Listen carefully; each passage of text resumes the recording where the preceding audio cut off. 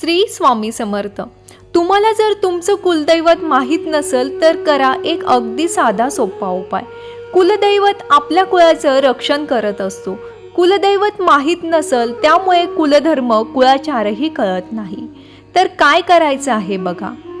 एक मंत्राचा जप आपल्याला करायचा आहे. त्या मंत्राचा जप हा नियमित आपल्याला करायचा आहे. मंत्र कोणता आहे बघा. श्री कुलदेवताय नमः. या मंत्राचा नियमित 11 वेळेस, 21 वेळा किंवा जमत असेल तर 108 वेळेस नियमित जप करावा.